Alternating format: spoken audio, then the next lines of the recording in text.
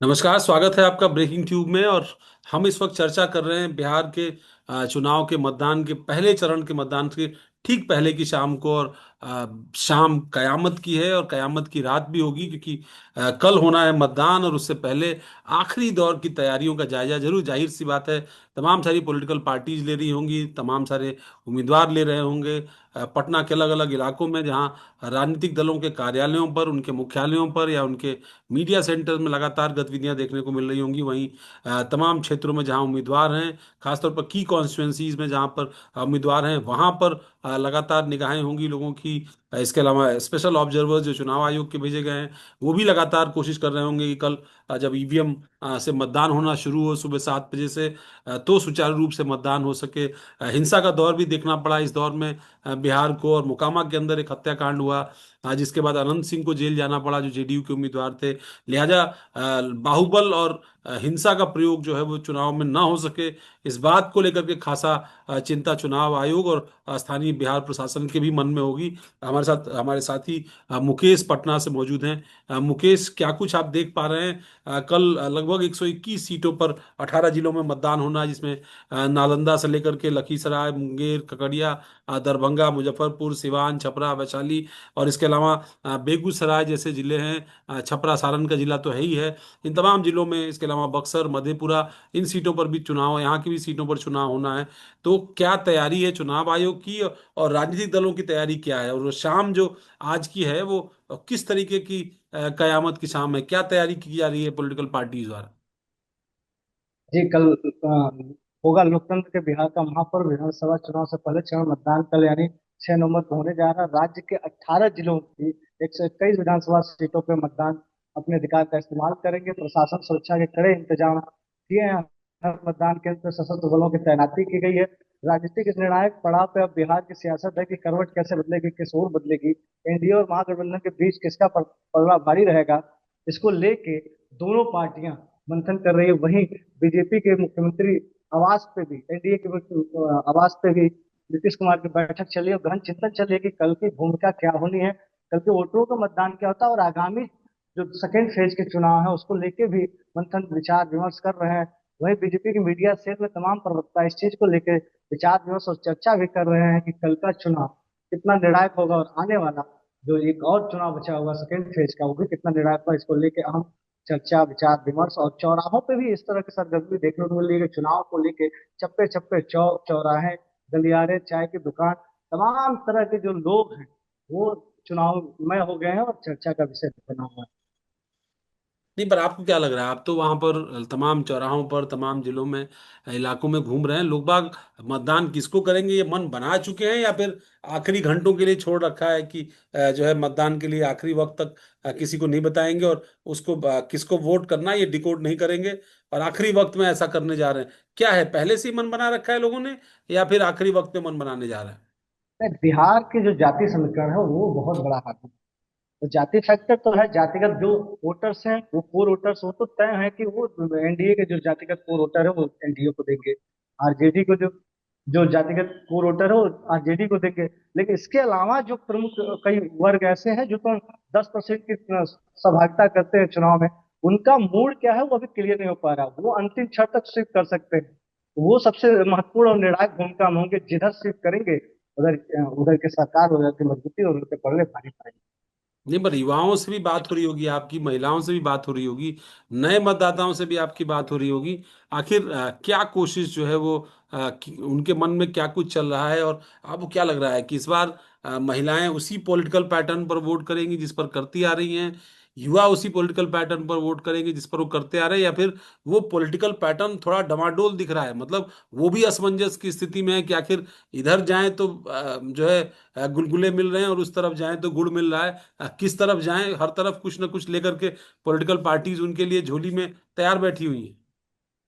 देखिए, प्रशांत किशोर के आने के बाद से बिहार की चुनावी माहौल तो बदल गई। हालांकि प्रशांत किशोर को बहुत बहुत सारी सीटें न मिल पाए, बहुत कम सीटें और आंकड़ों में आए, लेकिन जनता यहाँ के जागरूक होना शुरू कर दी। युवाओं में खासकर रोजगार को लेकर, पलायन को लेकर, बेरोजगारी को लेकर एक आक्रोश है और ये सबसे अहम मुद्दा बना हुआ है। वहीं महिलाओं में देखा जाए तो सुरक्षा सुरक्षा के साथ साथ उनके परिवार में तो उनके पति हों या फिर उनके जो गार्जियन हों उनको रोजगार की एक बड़ी समस्या होती है, उस पर ध्यान केंद्रित है। तो इस बार का जो चुनाव है और इस बार के जो महिला वोटर्स है, युवा वोटर्स है, बहुत सजग और सतर्क होकर वोट करना चाहते हैं, लेकिन अपनी बातों को, अपने मूड को खोलना नहीं चाहते और अंतिम क्षण तक वो इस चीज को हाइड हाइड करके चल रहे हैं। और ये माना जाता है कि उनका जो वोट है वो एक निर्णायक भूमिका में रहेगी और अच्छे तरीके से वो अपना मतदान करेंगे।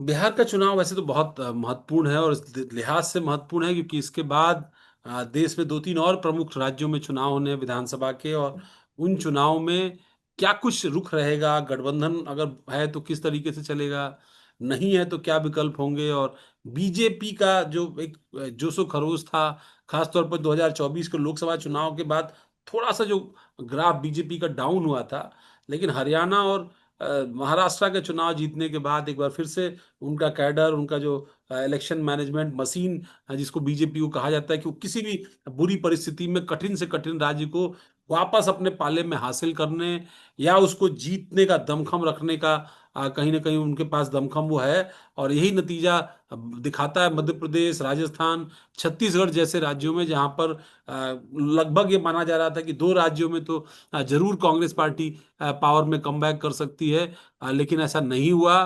तीनों ही तीनों राज्यों में बीजेपी ने लोकसभा चुनाव से ठीक पहले जो है वो कुर्सी अपने पाले में हथिया ली। राजस्थान का चुनाव हालांकि अच्छा कांग्रेस लड़ी, लेकिन सत्ता में नहीं वापसी हो पाई। मध्य प्रदेश में 2018 का चुनाव जरूर मजबूती से लड़ा था, सत्ता में आए थे। हालांकि सिंधिया की स्प्लिट की वजह से उनको सत्ता गंवानी पड़ी, लेकिन दोबारा सत्ता में वापस नहीं लौट पाए। और बीजेपी जो है वो बड़े बहुमत के साथ सत्ता में आ गई। और छत्तीसगढ़ में तो हमने देखा ही कि ऐसा लगा जैसे कांग्रेस पार्टी के हाथ से जीत जो है वो खींच ली गई।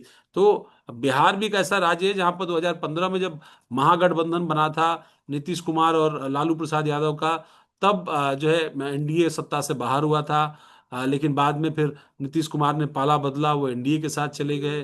दोबारा जब 2020 में चुनाव हुआ, नीतीश कुमार और एनडीए बहुत थोड़े मार्जिन से, 1% का भी से भी कम का अंतर था, लेकिन सत्ता में वापस लौटे। अ, लेकिन कुछ ही महीनों बाद नीतीश कुमार उस गठबंधन से भी उग गए, वो वापस महागठबंधन की तरफ चले गए, और उन्होंने वहां अब तेजस्वी यादव को बिहार का भविष्य बताना शुरू कर दिया। लेकिन वो रिश्ता भी बहुत लंबा नहीं चला, महज कुछ महीनों बाद ही उस रिश्ते में भी दरार आ गई। हालांकि उससे पहले इंडिया गठबंधन की नींव जो है वो नीतीश कुमार ने एक तरीके से सबके साथ मिल करके रखने की कोशिश की। वो चाहते थे कि उनको प्रधानमंत्री पद का उम्मीदवार बनाया जाए, इंडिया गठबंधन का संयोजक बनाया जाए, लेकिन ये सारी चीजें नहीं हो पाई, और उसका नतीजा रहा कि नीतीश कुमार ने उस गठबंधन से अपने हाथ खींच लिए, वो वापस एनडीए के साथ गए। शायद उनके साथ के नेताओं का दबाव रहा हो, उनकी पार्टी के अंदर भी खटपट लगातार चल रही थी। जब गठबंधन जेडीयू के साथ हुआ, जेडीयू का आरजेडी के साथ हुआ था, तब ललन सिंह जो है वो अध्यक्ष हुआ करते थे जेडीयू के।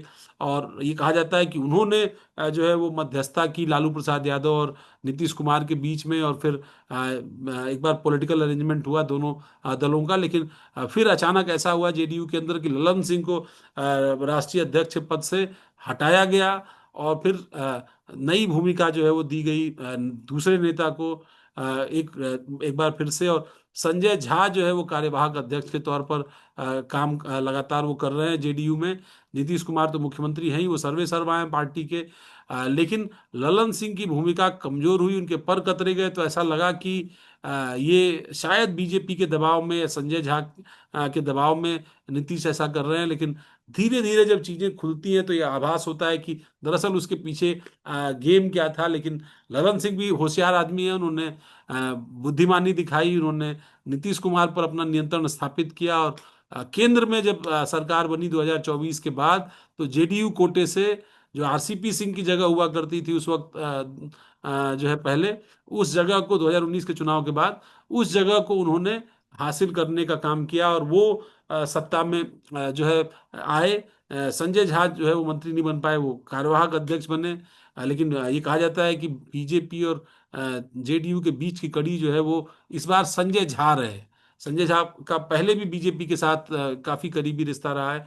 तो ऐसे में इन तमाम परिस्थितियों में गठबंधन को लेकर के। और एक बार अब जब नीतीश कुमार बार बार प्रधानमंत्री अमित शाह के साथ सभाओं में होते हैं तो कहते हैं कि भाई अब की बार मैं नहीं बदलूंगा, अब की बार कहीं नहीं जाना है, यहीं रहना है, यहीं से जो है पॉलिटिक्स करना है। पर आपको क्या लगता है, आप मतदाताओं से बात कर रहे थे तो मतदाता क्या कह रहे थे कि नीतीश कुमार जहां हैं वहीं बने रहेंगे, या फिर उनका मन बदलेगा? देखिए, मतदाताओं के मन में तो ये संशय बना ही रहता है कि नीतीश कुमार पाला कभी बदल सकते हैं। हो सकता है कि अगर एनडीए से उनकी नाराजगी किसी बात को ले हो, तो आरजेडी से गठबंधन करके और सीएम पद पे बने रह सकते हैं।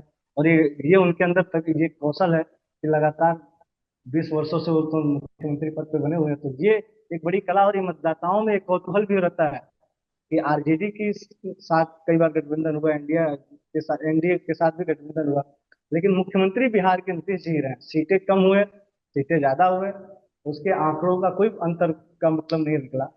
बस इतना रहा कि मुख्यमंत्री हर हाल में नीतीश जी बने। तो इस बार भी ये कई सारे वोटर्स के दिमाग में चलता है कि तो अगर एनडीए से उनका तो संबंध या फिर मनमुटाव हुआ, खत्म हुआ, तो फिर से आरजेडी के साथ अलायंस कर सकते हैं। और ये पहले भी कई बार हो चुके हैं। तो ऐसे वोटर्स के मन में विचार रहते हैं।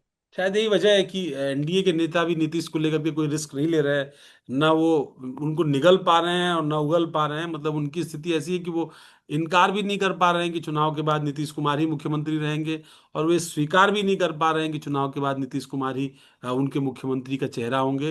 ये सबसे बड़ा विरोधाभास एनडीए के साथ है। लेकिन ये बात सही है कि चुनाव प्रबंधन में थोड़ी बेहतरी जो है इंडिया गठबंधन से या महागठबंधन से जो है वो कहीं ना कहीं दिखाई एनडीए ने।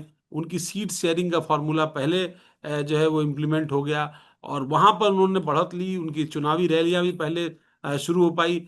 दूसरी तरफ महागठबंधन जो है वो कहीं ना कहीं उलझा रहा, और इसीलिए कई सारी सीटों पर उनकी फ्रेंडली फाइट भी चल रही है। करीब 1 दर्जन सीटों पर महागठबंधन के उम्मीदवार एक दूसरे को हराने की कोशिश कर रहे हैं।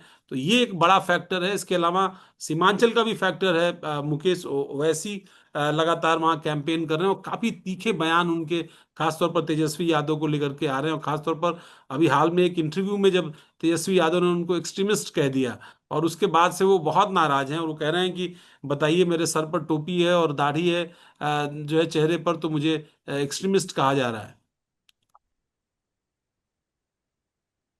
देखिए, बिहार के चुनाव में जुबानी जंग तो लगातार चल रही है। चाहे खेसारी का हो, चाहे रवि किशन का हो, या फिर सम्राट चौधरी का हो। तो तमाम तरह की जुबानी जंग देखने को मिल रही है, और यही खासियत है लोकतंत्र का कि लोकतंत्र का जब महापर्व चलता है तो एक दूसरे पे तंज कसे जाते हैं।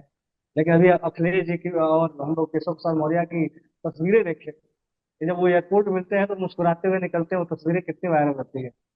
ये सबसे बड़ी खासियत होती है चुनावी जंग में। अलग बातें, और जब मिलते हैं तो वो अलग माहौल होता है, अलग मिजाज होता है। वोटर्स भी अब इस चीजों को समझने लगे हैं धीरे धीरे, और जागरूक होने लगे हैं। नहीं, वैसे पर बिहार का ये लोकतंत्र का बिहार के चुनाव में जो है वो सत्ता और विपक्ष के बीच उतनी कड़वाहट शायद नहीं है जितनी कड़वाहट, और इसीलिए आसानी से दोनों एक्सचेंज हो जाते हैं। मतलब आपको पता ही नहीं होता है कि हाँ, आप वजह विपक्ष यही में है बैठे हुए हैं, वजह यही और है कि अगले नीतीश जी अगले ही जब दिन आपको शायद जो है वो सत्ता पक्ष में जाकर के बैठने का अवसर मिल जाए, अगर आपके नेताओं के बीच दोस्ती हो गई तो। और नहीं तो फिर आप पता चले कि उस तरफ बैठे हुए हैं, और कब आपको विपक्ष में आके बैठना पड़ जाए, ये तेजस्वी से बेहतर कौन जानता। आरजेडी बीजेपी पे तो हमला कर रही है, लेकिन नीतीश पे कभी भी व्यक्तिगत हमला नहीं करती है।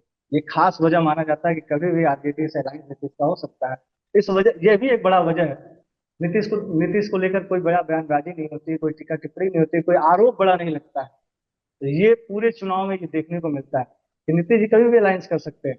और यही हाल एनडीए का है। एनडीए भी उनको बहुत सीरियस लेके चलती है, बैलेंस करके चलती है। तो ये तो खास वजह रहती है कि ये नीतीश जी। जानते हैं कि नीतीश कुमार मिजाजी व्यक्ति हैं, जो व्यक्ति एक बार जो है शुचिता का मापदंड स्थापित कर चुके हैं, बहुत ऊंचा मापदंड स्थापित कर चुके हैं। जब एक रेल दुर्घटना पर नीतीश कुमार ने मंत्रिमंडल से इस्तीफा दे दिया था, वो रेल मंत्री थे, देश के केंद्रीय मंत्री थे, उस स्तर का उन्होंने जो है मापदंड स्थापित किया। लेकिन कैसे कहते हैं कि सत्ता का मोह ऐसा होता है कि बड़े बड़ों का चरित्र बदल देता है। शायद नीतीश कुमार के साथ भी ऐसा हुआ, जब सत्ता का मोह बढ़ा, कुर्सी पर उनका कार्यकाल बढ़ा, तो फिर वो कोशिशें भी शुरू हो गई जहां पर उनको सत्ता में वापस एन के इन प्रकारेण आना था।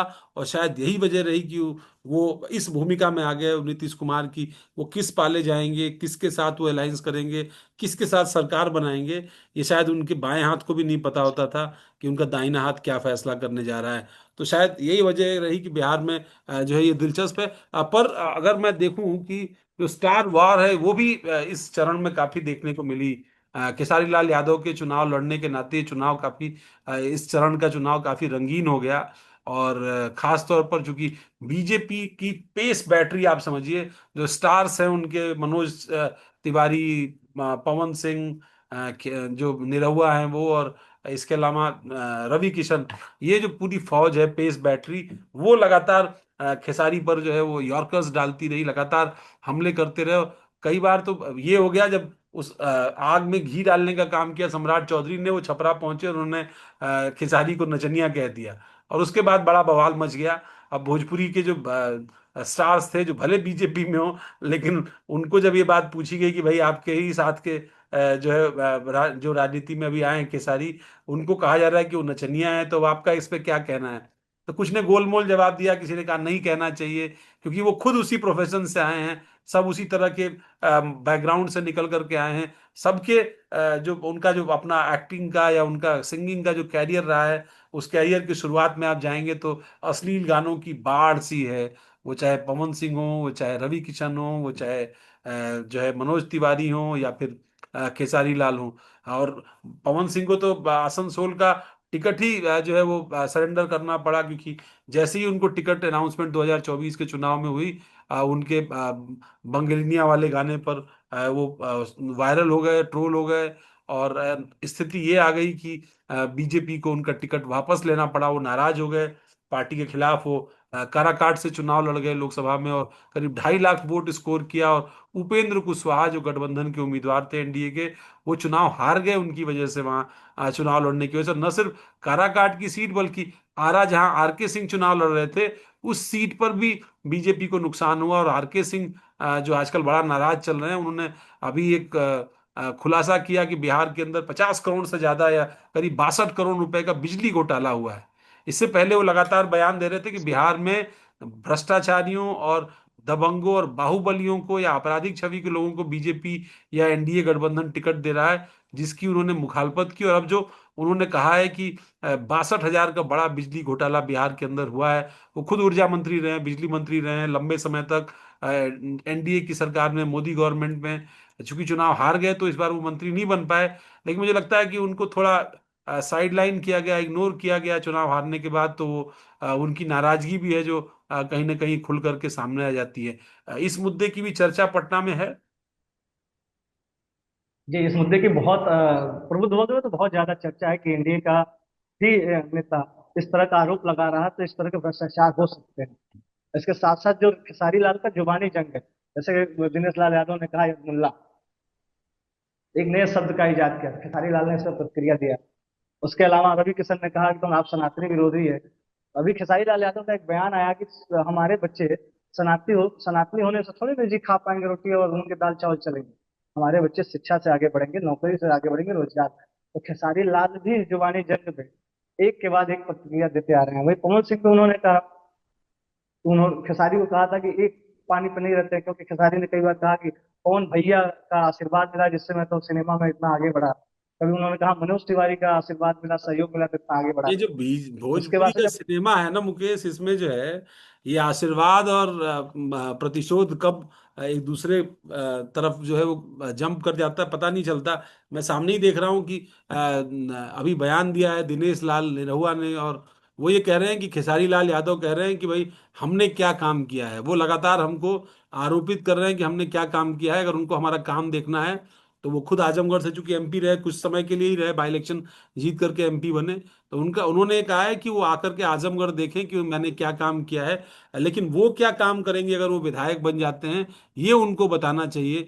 तो ये जो लड़ाई है बहुत पर्सनल हो गई है तब, जबकि दिनेश लाल को लेकर के खेसारी खुद ये इस बात को स्वीकार करते रहे हैं कि जब वो पहली बार उनको फिल्म मिली, या फिल्म उनकी पहली जो बनी थी, उस फिल्म को बनने में फाइनेंशियल हेल्प की थी दिनेश लाल ने, और उनकी आर्थिक मदद से ही वो फिल्म बन पाई थी, जहां से उनकी जो स्टार बनने की सीढ़ी है वो जो है वो शुरू हो पाई, उस पर उनकी यात्रा जो है वो शुरू हो पाई। तो ये खासा दिलचस्प बात है कि बिहार के अंदर स्टार वॉर ने काफी चर्चा रखी, और काफी सोशल मीडिया पर जो है और इन नेताओं के बारे में खूब चर्चा हुई, इनके बयानों की, इनके गानों की, इनकी राजनीति की, एक दूसरे पर कीचड़ उछालने की, इन तमाम मुद्दों की चर्चा हुई।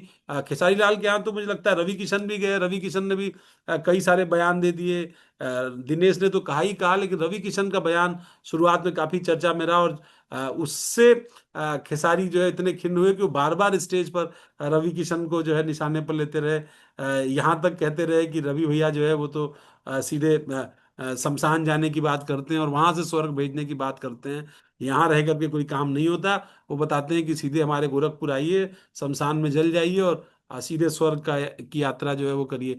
तो ये सब जो है देखने को मिला इस इलेक्शन कैंपेन में। अब दूसरे चरण का इलेक्शन कैंपेन जो है वो शुरू हो चुका ऑलरेडी, उसमें भी 3-4 दिन ही बाकी है, उसके बाद फिर 11 तारीख को मतदान है ही। तो मुझे लगता है 9 तारीख को आखिरी जो है प्रचार होगा इस पूरे चरण का भी। तो आज अब से 4 दिन बाकी है दूसरे चरण में, और काफी सारी रैलियां होंगी। प्रधानमंत्री अमित शाह, राहुल गांधी, आज प्रियंका गांधी भी बिहार के अंदर थी, कई सारे इलाकों में उन्होंने दौरा किया। तो ये दिलचस्प है इस बार बिहार का चुनाव, और बिहार का चुनाव दिशा दे सकता है। अगर महागठबंधन किसी भी रूप में बढ़त बनाता है तो दिल्ली की सरकार को खतरा हो सकता है। इसमें कोई दो राय नहीं है कि दिल्ली में एक चुनौती जो है वो कहीं ना कहीं एनडीए को मिल सकती है, क्योंकि वहां पर बहुमत पूरा ही होता है बिहार की, यानी जो एनडीए है उसकी मदद से, और जो तेलुगु देशम पार्टी है आंध्र प्रदेश की, उसकी मदद से। तो अगर नीतीश कुमार यहाँ सत्ता से बाहर जाते हैं तो कोई बड़ी बात नहीं है कि कल को वो सत्ता में आने की कोशिश करें, और वो इस बात की बार्गेनिंग करें इंडिया गठबंधन के साथ कि भाई हम आपको समर्थन देते हैं दिल्ली में, आप हमको यहाँ पर समर्थन दीजिए, ताकि हमारी कुर्सी और कुर्सी यात्रा जो है वो मुख्यमंत्री की, वो यात्रा सतत चलती रहे। और दूसरी तरफ जो अगर वो एनडीए जीतता है तो जाहिर सी बात है कि एनडीए की जीत इंडिया गठबंधन की इंटीग्रिटी को कमजोर कर सकती है। वो उस भाव को कमजोर कर सकती है जो अखिलेश यादव कह रहे हैं कि बिहार का चुनाव जीतेंगे और फिर यूपी का चुनाव जीतेंगे। पर यह सवाल उठता है कि अगर बिहार का नहीं जीतेंगे तो यूपी का क्या होगा, अगर आप ये नैरेटिव दे रहे हैं।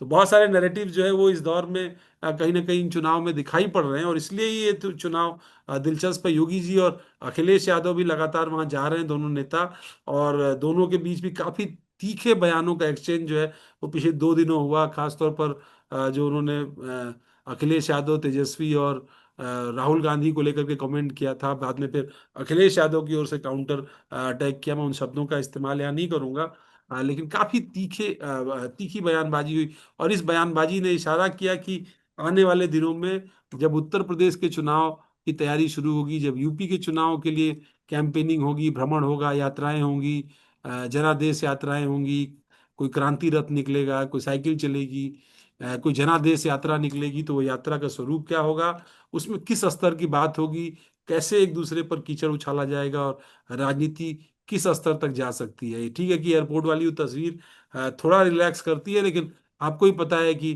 जब चुनाव सर पर आता है तो ये सारे रिश्ते खत्म हो जाते हैं। और शायद आप देखिए तेज प्रताप और तेजस्वी यादव की तस्वीर भी तो आई ना एयरपोर्ट वाली, सामने सबके, और किस तरीके से राजनीति की वजह से दो भाई जो शायद एक दूसरे को कृष्ण अर्जुन कहा करते थे, वो दोनों भाई जो है वो एक दूसरे से गले भी नहीं मिल रहे, हाथ भी नहीं मिला पा रहे, मतभेदी स्तर तक गहरे हो चुके हैं। तो ये एक बड़ा बड़ा फैक्टर है। लालू परिवार के अंदर जो विखंडन है, जो एक दूसरे से नाराजगी है, ये मसला भी पटना में चर्चा का विषय है मुकेश। ये खास मसला चर्चा का विषय नहीं है, क्योंकि तेजस्वी और तेज प्रताप यादव का जो रिलेशनशिप रहा वो बहुत प्रगाढ़ नहीं रहा जिस तरह से पटना या बिहार में चर्चा का विषय बने। चर्चा का विषय सोशल मीडिया पे है, लेकिन जमीनी हकीकत ये है कि इन दोनों के चर्चाओं का बहुत असर पटना या बिहार के चुनाव में होता है। नहीं, उसका कारण शायद ये हो सकता है कि तेज प्रताप राजनीतिक तौर पर बहुत सक्रिय नहीं है। मतलब कोई 8-10 सीटों पर उनका प्रभाव हो, पार्टी पर उनका प्रभाव हो, या उनके समर्थक वर्ग में आरजेडी के बड़े नेताओं को लेकर के वो तोड़ करके अलग हो गए हों। इस तरह का पॉलिटिकल इम्पैक्ट शायद नहीं रहा है। शायद इस वजह से हो सकता है राजनीतिक तौर पर चर्चा ना हो, लेकिन परिवार जब बिखरता है, टूटता है, और खासतौर पर राजनीतिक परिवार जब टूटता बिखरता है, तो उसके अंदर जो टॉक्सिक होता है ना, जो विष होता है, वो बार बार बाहर निकलता है। और इसका फायदा बहुत सारे बीच के लोग उठाते हैं। और वो जो फिर सामने चीजें आती हैं, जब आप जीत और हार का आकलन करते हैं, तो आपको पता चलता है कि वो 100 वोट, वो 50 वोट, वो 1000 वोट, अगर कल को महुआ से तेज प्रताप यादव को 500-1000 वोट से चुनाव हार जाते हैं, तो ये खटास और ज्यादा हो। अगर कल को वो चुनाव जीत जाते हैं और आरजेडी वहां चुनाव हार जाती है, तो भी ये खटास जो है वो किसी और स्तर पर दिखाई पड़ेगी। तो ये खासा जो है दिलचस्प होगा। चलिए मुकेश, आप भी जो है कहीं ना कहीं आराम करिए। कल दिन भर बहुत हैक्टिक रहने वाला है। कल पोलिंग है, सुबह 7 बजे से ही हम अपने दर्शकों को लगातार बिहार की तस्वीरें दिखाने की कोशिश करेंगे। कोशिश करेंगे कि हम आपको वो तस्वीरें दिखाएं कि बिहार में क्या कुछ हो रहा है, किस पैटर्न पर वोटिंग हो रही है, और किस तरीके से बिहार की जनता जो है वो अपनी नई सरकार चुनने जा रही है, कैसा जनादेश देने जा रही है, ईवीएम के क्या हाल है, सुरक्षा के क्या इंतजाम है, और वोटिंग किस तरीके से हो रही है, वोटिंग प्रतिशत क्या रह रहा है। ये सब हम अपने दर्शकों को बताएंगे ब्रेकिंग ट्यूब पर एंड द स्क्वायरल्स पर लगातार। और हमारे इस कोशिश को लगातार देखते रहिए। हमको जो है सब्सक्राइब करिए, लाइक करिए, कमेंट करिए, हमारी तमाम पेशकश को, तमाम प्रस्तुतियों को हमारा हौसला बढ़ाइए, ताकि हम इस तरह से एक्सटेंसिव कवरेज बिहार इलेक्शन की जारी रख सकें। आप सभी का धन्यवाद।